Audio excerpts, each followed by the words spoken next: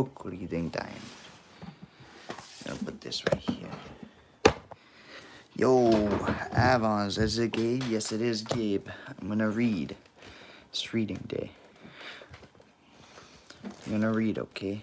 I'm gonna put this back up so it's easier to see for you guys.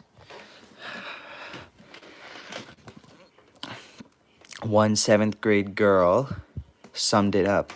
I think intelligence is something you have to work for. It isn't just given to you. Most kids, if they're not sure of an answer, will not raise their hand to answer the question. But what I usually do is I raise my hand because if I am wrong, then my mistake will be corrected. Or I will raise my hand and say, how would this be solved? Or I don't get this. Can you help me? Just by doing that, I'm increasing my intelligence. It's one thing to pass up a puzzle. It's another to pass up an opportunity that's important to your future. To see if this would happen, we took advantage of an unusual situation. At the University of Hong Kong, everything is in English. Classes are in English, textbooks are in English, and exams are in English. But some students who enter the university are not fluent in English. So it would make sense for them to do something about it in a hurry. As students arrived to register for their freshman year, we knew which ones were not skilled in English, and we asked them a key question. If the faculty offered a course for students who need to improve their English skills, would you take it? We also measured their mindset. We did this by asking them how much they agreed with this statement like this. You have a certain amount of intelligence, and you can't really do much to change it. People who agree with this kind of statement lean toward a fixed mindset. Those who lean toward a growth mindset agree that you can always substantially change how intelligent you are.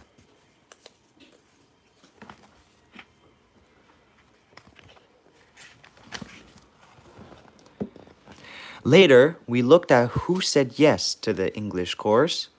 Students with the growth mindset said an emphatic yes, but those with a fixed mindset were not very interested.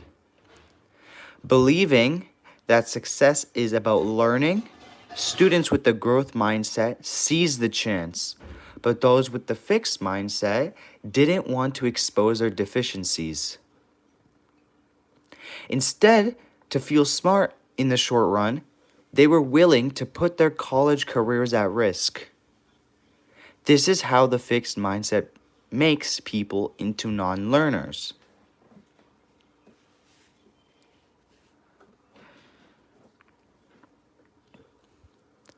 You can even see the difference in people's brainwaves.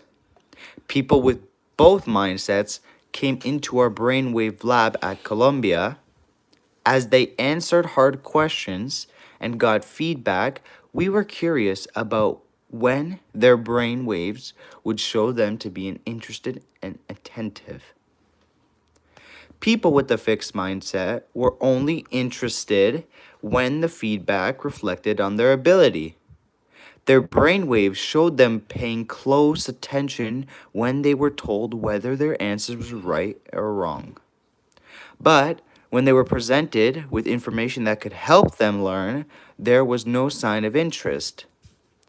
Even when they'd gotten an answer wrong, they were not interested in learning what the right answer was. Only people with a growth mindset paid close attention to information that could stretch their knowledge. Only for them was learning a priority. If you had to choose, okay, chat, this is a question, okay? You're going to answer this question in chat. If you had to choose, which would it be? Loads of success and validation or lots of challenge?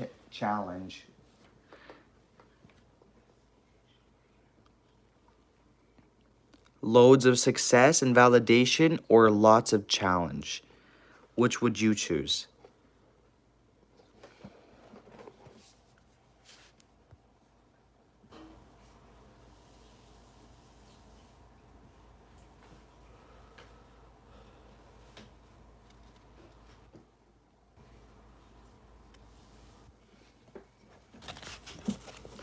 It's not just an intellectual tasks that people have to make these choices. People also have to decide what kinds of relationships they want. Ones that bolster their egos or ones that challenge them to grow. Who is your ideal mate? We put this question to young adults, and here's what they told us. People with a fixed mindset said the ideal mate would put them on a pedestal, make them feel perfect, worship them. In other words, the perfect mate would enshrine their fixed qualities. My husband says that he used to feel this way, that he wanted to be the god of one person, his partner's religion. Fortunately, he chucked this idea before he met me. People with the growth mindset hope for a different kind of partner. They said their ideal mate was someone who would see their faults and help them to work on them, challenge them to become a better person, encourage them to learn new things. Certainly, they said they didn't want people who would pick on them or undermine their self-esteem. But they did want people who would foster their development. They didn't assume they were fully involved, flawless beings who had nothing more to learn.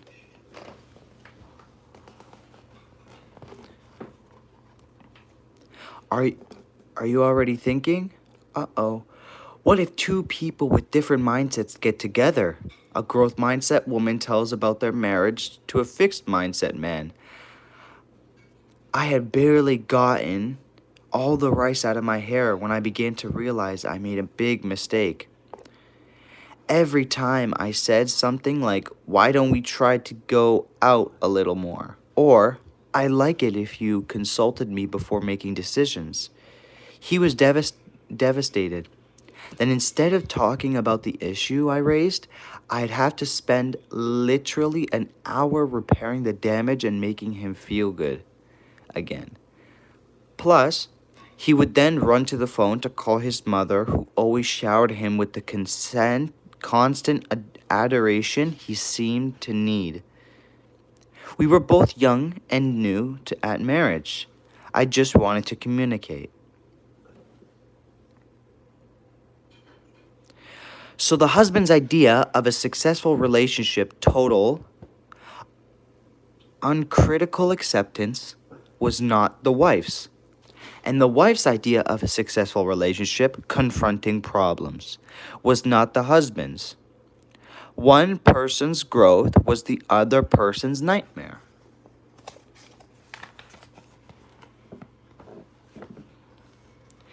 CEO disease.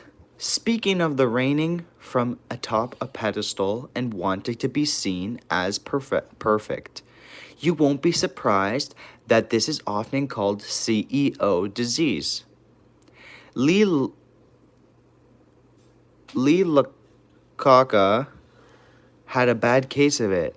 After his initial success as head of Chrysler Motor, Iacocca looked remarkably like our 4-year-olds with the fixed mindset. He kept bringing out the same car models over and over with only superficial changes. Unfortunately, they were models no one wanted anymore. Meanwhile, Japanese companies were completely rethinking what cars should look like and how they should run. We know how this turned out. The Japanese cars rapidly swept the market. CEOs face the choice all the time. Should they confront their shortcomings or should they create a world where they have none? Lee Iacocca chose the latter. He surrounded himself with worshippers, exiled the critics, and quickly lost touch with where his field was going. Lee had become a non-learner, but not everyone catches CEO disease. Many great leaders confront their shortcomings on a regular basis. Darwin Smith, looking back on his extraordinary performance at Kimberly Clark, declared, "I never stopped trying to be qualified for the job." These men, like the Hong Kong students with the growth mindset, never stopped taking the remedial course. CEOs face another dilemma. They can choose short-term strategies that boost the company stock and make themselves look like heroes. Or they can work for long-term improvement, risking Wall Street's disapproval as they lay the foundation for the health and growth of the company over the longer haul. Albert Dunlap, a self-professed fixed mindsetter, was brought in to turn around Sunbeam. He chose the short-term strategy of looking like a hero to Wall Street. The stock soared, but the company fell apart. Lou Gerstner, an avowed growth mindsetter, was called in to turn around IBM. As he said about the enormous task of overhauling IBM, culture and policies, stock prices were stagnant and Wall Street sneered. They called him a failure. A few years later, however, IBM was leading its field again. People in a growth mindset don't just seek challenge, they thrive on it. The bigger the challenge, the more they stretch. And nowhere can it be seen more clearly than in the world of sports. You can just watch people stretch and grow. Mia Hamm, the greatest female soccer star, football, of her time, says it's straight out, all my life, I've been playing up, meaning I've challenged myself and others with players older, bigger, more skillful, more experienced. In short, better than me. First, she played with her older brother. Then, at 10, she joined the 11-year-old boys' team. When she threw herself into the #1 college team in the United States, each day I attempted to play to their level, and I was improving faster than I ever dreamed possible. Patricia Miranda was a chubby, unathletic high school kid who wanted to wrestle. After a bad beating on the mat, she was told, "You're a joke." First, she cried, then she felt, that really set my resolve. I had to keep going and had to know if effort and focus and belief and training could somehow legitimize me as a wrestler. Where did she get this resolve? Miranda was raised in a life devoid of challenge. But when her mother died of an aneurysm at age 40, 10-year-old Miranda came up with a principle. When you're lying on your deathbed, one of the cool things to say is, I really explored myself. This sense of urgency was instilled when my mom died. If you only go through life doing stuff that's easy, shame on you. So when wrestling presented a challenge, she was ready to take it on. Her effort paid off. At 24, Miranda was having the last laugh. She won the spot for her weight group on the U.S. Olympic team and came home from Athens with a bronze medal. And what was next? Yale Law School. People urged her to stay where she was already on top, but Miranda felt it was more exciting to start off from the bottom again, and she would see what she could grow this time. Stretching beyond the possible. Sometimes people with the growth mindset stretch themselves so far that they do the impossible. In 1995, Christopher Reeve, the actor, was thrown from a horse. That's super bad. His neck was broken. His spinal cord was severed That's the original Superbad. from his brain, and he was completely paralyzed below the neck. Medical science said, "So sorry, come to terms with it." Reeve, however, started a demanding exercise program that involved moving all the parts of his paralyzed body. With the help of electrical stimulation, why couldn't he learn to move again? Why couldn't his brain once again give commands that his body would obey? Doctors warned that he was in denial and was setting himself up for a disappointment. Then, they had seen this before, and it was a bad sign for his adjustment. But, really, what else was Reeve doing with his time? Was there a better project? 5 years later, Reeve started to regain movement. First, it happened in his hands, then his arms, then legs, and then torso. He was far from cured, but brain scans showed that his brain was once more sending signals to his body that the body was responding to. Not only did Reeve stretch his abilities, he changed the entire way science thinks about the nervous system and its potential for recovery. In doing so, he opened a whole new vista for research and a whole new avenue of hope for people with spinal cord injuries. Thriving on the sure things. Clearly, people with the growth mindset thrive when they're stretching themselves. When do people with the fixed mindset thrive? When things are safely within their grasp. If things get too challenging, when they're not feeling smart or talented, they lose interest. I watched it happen as we followed pre-med students through their first semester of chemistry. For many students, this is what their lives have led up to. Becoming a doctor. And this is the course that decides who gets to be one. It's one heck of a hard course, too. The average grade on each exam is C+. For students who've rarely seen anything less than an A, most students started out pretty interested in chemistry, yet over the semester something happened. Students with the fixed mindset stayed interested only when they did well right away. Those who found it difficult showed a big drop in their interest and enjoyment.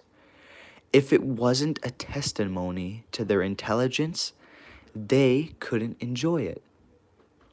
The harder it gets, reported one student, the more I have to force myself to read the book and study for the test. I was excited about chemistry before, but now every time I think about it, I get a bad feeling in my stomach. In contrast, students with the growth mindset continue to show the same high level of interest, even when they found the work very challenging. It's a lot more difficult for me than I thought it would be, but it's what I wanted to do.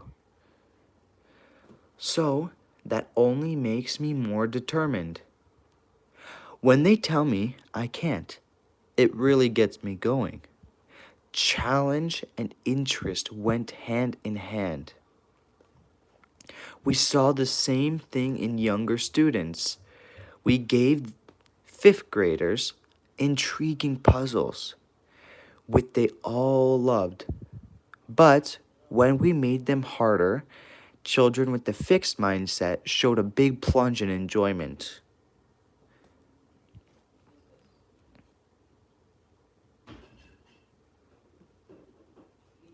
They also changed their minds about taking some home to practice. It's okay. You can keep them. I already have them, fibbed one child. In fact, they couldn't run from them fast enough. This was just as true for children who were the best puzzle solvers. Having puzzle talent did not prevent the decline. Children with the growth mindset, on the other hand, couldn't tear themselves away from the hard problems.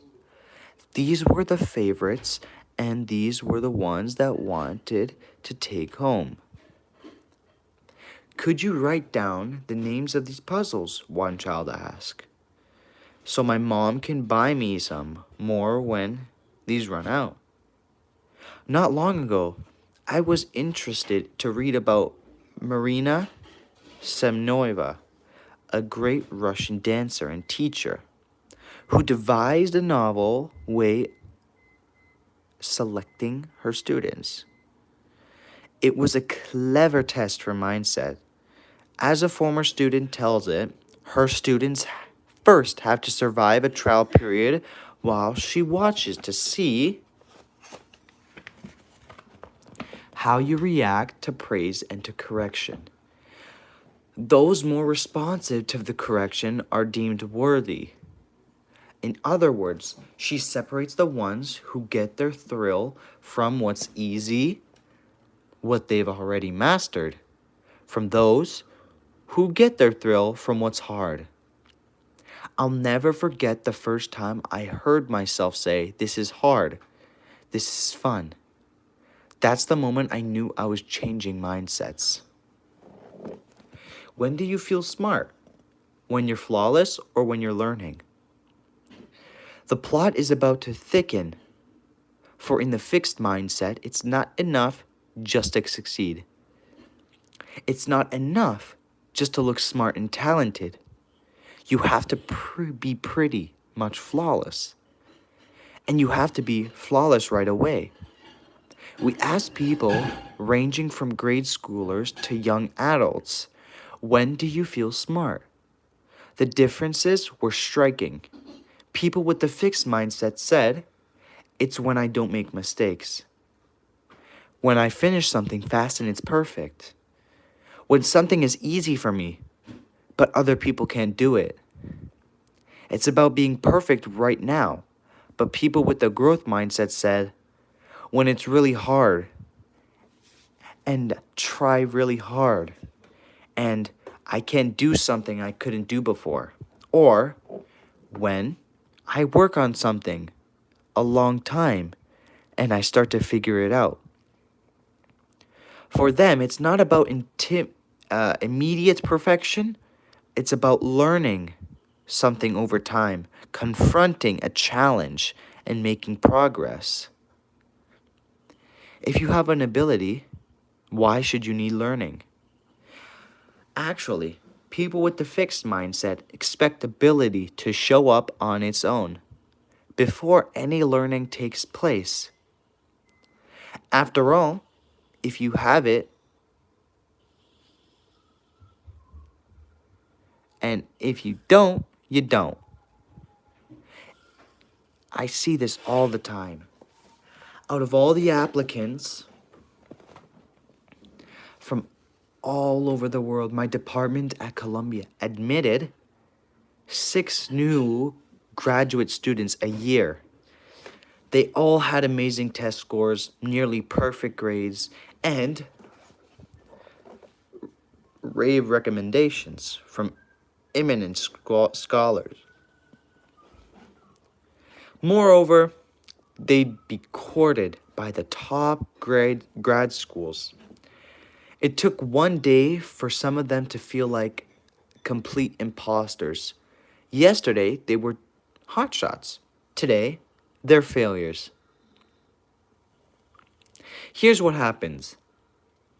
They took they took a they took at the faculty with our long list of publications. Oh my god, I can't do that.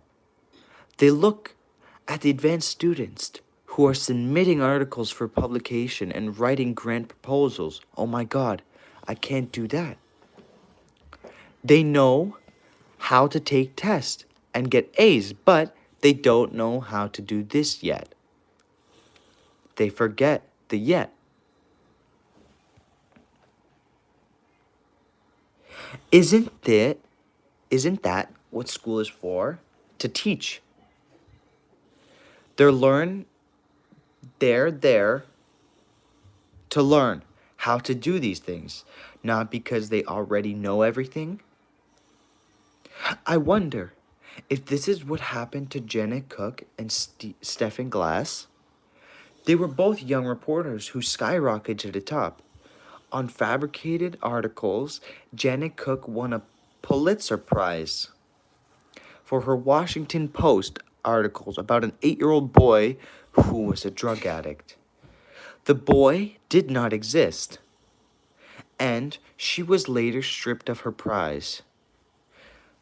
Stephen Glass was the whiz kid of the New Republic, who seemed to have stories and sources reporters only dream of. The sources did not exist, and the stories were not true. Did Janet Cook and Stephen Glass need to be perfect right away? Did they feel that admitting ignorance would discredit them with their colleagues? Did they feel they should already be like the big time reporters before they did the hard work of learning how? We were stars, precious stars, wrote Stephen Glass. And that was the matter. That was what mattered. The public understands them as cheats. And cheat they did. But I understand them as talented young people who succumbed to the pressures of the fixed mindset. There was a saying in the 1960s that when becoming is better than being. The fixed mindset does not allow people the luxury of becoming. They have to already be.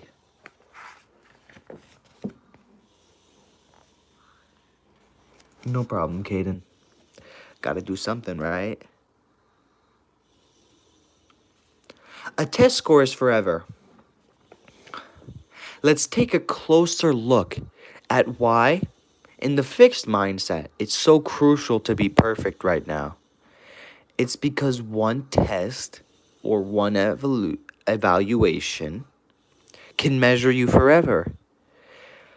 20 years ago, at the age of 5, Loretta and her family came to the United States. A few days later, her mother took her to the new school, where they promptly gave her a test. The next thing she knew, she was in her kindergarten class. But it was not the Eagles, the elite kindergartner class. As time passed, however, Loretta was transferred to the Eagles, and she remained with the group of students until the end of high school, garnering a bundle of academic prizes along the way, yet she never felt she belonged.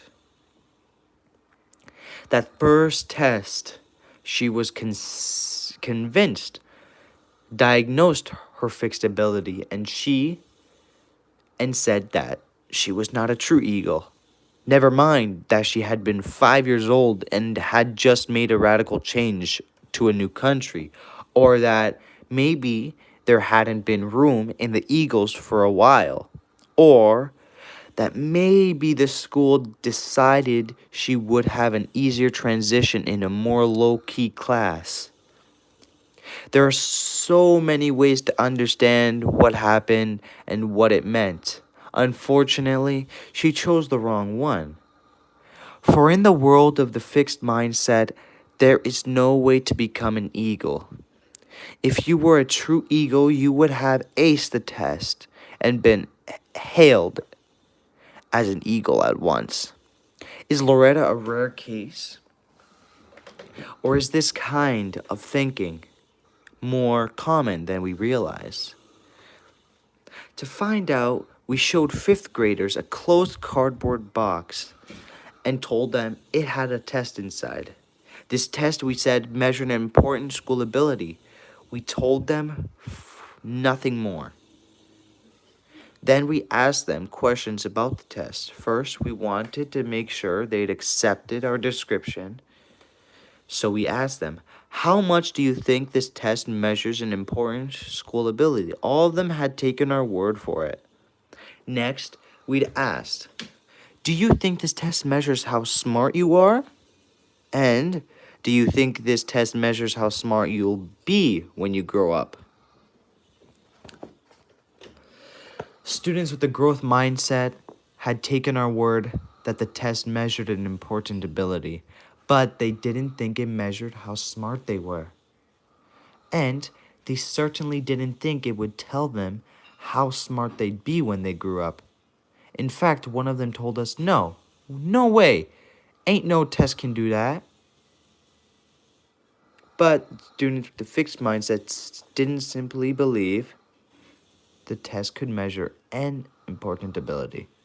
They also believed just as strongly that it could measure how smart they were and how smart they'd be when they grew up. They granted one test the power to measure their most basic intelligence now and forever. They gave this test the power to define them. That's why every success is so important. Another look at potential. This leads us back to the idea of potential and to the question of whether tests or experts can tell us what our potential is, what we're capable of, or what our future will be. The fixed mindset says yes, you can simply measure fixed ability right now and project it into the future. Just give the test or ask the expert. No crystal ball needed. So common is the belief that potential can be known right now that Joseph P. Kennedy felt confident in telling Morton Downey Jr. that he would be a failure. What had Downey, later a famous television personality and author, done? Why he had worn red socks and brown shoes to the Stork Club, a fancy New York nightclub.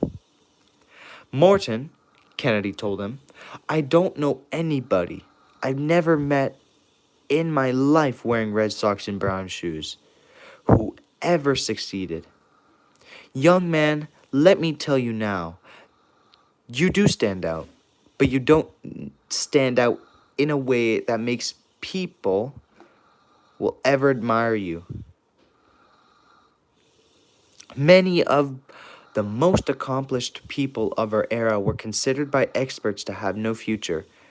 Jackson Pollock, Marcel Proust, Elvis Presley, Ray Charles, Lucy Ball, and Charles Darwin were all thought to have little potential for their chosen fields. And in some of the cases, it may well have been true that they did not stand out from the crowd early on. But isn't potential someone's capacity to develop their skills with effort and coaching over time. And that's just the point. How can we know where effort, coaching, and time will take someone? Who knows? Maybe the experts were right about Jackson, Marcel, Elvis, Ray, Lucille, and Charles in terms of their skills at the time. Maybe they were not yet the people they were to become.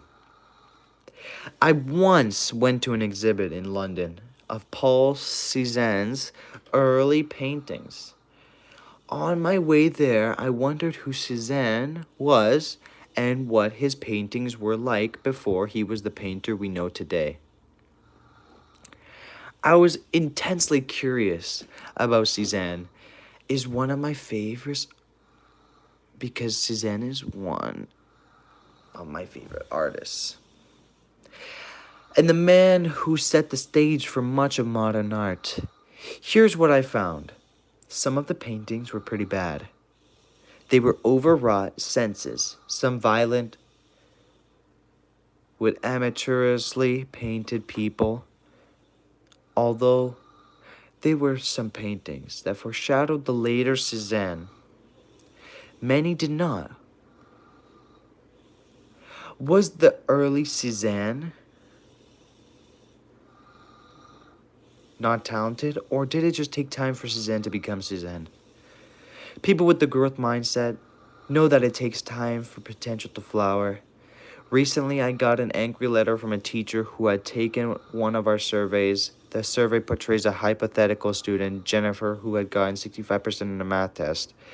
It then asked teachers to tell us how they would treat her. Teachers with the fixed mindset were more than happy to answer our question. They felt that by knowing Jennifer's score, they had a good sense of who she was and what she was capable of. Their recommendations abundant. Mr. Redoran, by contrast, was fuming. Here's what he wrote. To whom it may concern, having completed the educator's portion of your recent survey, I must request that my results be excluded from the study. I feel that the study itself is scientifically unsound.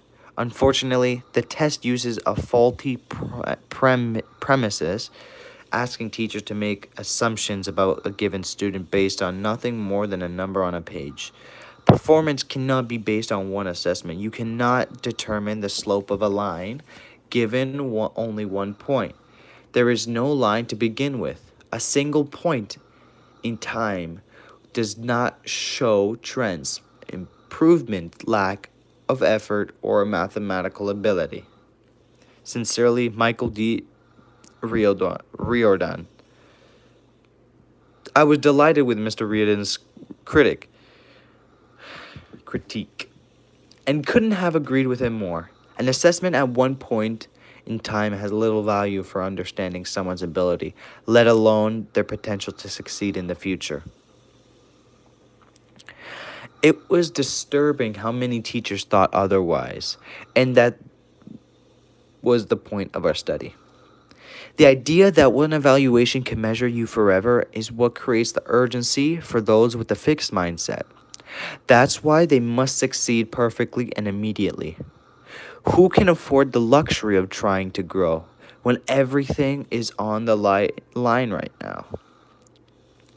Is there another way to judge potential? NASA thought so. When they were soliciting applications for astronauts, they rejected people with pure histories of succeed and instead selected people who had significant failures and bounced back from them. Jack Welch was celebrated CEO of General Electric, chose executive on the basis of runway, their capacity for growth. And remember, Marina Semyonova was famed ballet teacher who chose the students who were energized by criticism. They were all rejecting the idea of fixability and selecting instead for mindset. Proving you're special. When people with a fixed mindset opt for success over growth, what are they really trying to prove? that they're special, even superior. When we asked them, when do you feel smart? So many of them talked about the times they felt like a special person, someone who was different from the and better than others. Until I discovered the mindsets and how they worked, I, I too thought of myself as more talented than others, maybe even more worthy than others because of my endowments. That's the scariest thought, which I rarely entertained, was the possibility of being ordinary. This kind of thinking led me to need constant validation. Every comment, even every look, was meaningful. It registered on my intelligence scorecard, my attractiveness scorecard, my likability scorecard. If it if a day went well, I could bask in my high numbers. One bitter cold winter night, I went to the opera. That night, the opera was everything you hope for, and everyone stayed until the very end. Not just the end of the opera, but through all the curtain calls. Then we all poured into the street. And we all wanted taxis. I remember it clearly. It was midnight after midnight. It was 7 degrees. There was a strong wind, and as time went on, I became more and more miserable. There I was, part of an undifferentiated crowd. What chance did I have? Suddenly, a taxi pulled up right next to me. The handle of the back door lined up perfectly with my hand, and as I entered, the driver announced, "You were different." I lived for these moments. Not only was I special, it could be detected from a distance. The self-esteem movement encourages this kind of thinking and has even invented devices to help you confirm your superiority. I recently came across an ad for such a product. Two of my friends send me an illustrated list each year of the top 10 things they didn't get me for Christmas. From January through November, they clip candidate items from catalogs or download them from the internet in December. They select the winners. One of my all-time favorites is this pocket toilet, which you fold up and return to your pocket after using. This year, my favorite was the I Love You Me mirror. A mirror with "I love me" in huge capital letters written across the bottom half. By looking into it, you could administer the message to yourself and not wait for the outside world to announce your specialness. Of course, the minor is harmless. The mirror is harmless enough. The problem is when special begins to mean better than others, a more valuable human being, a superior human being, an entitled person.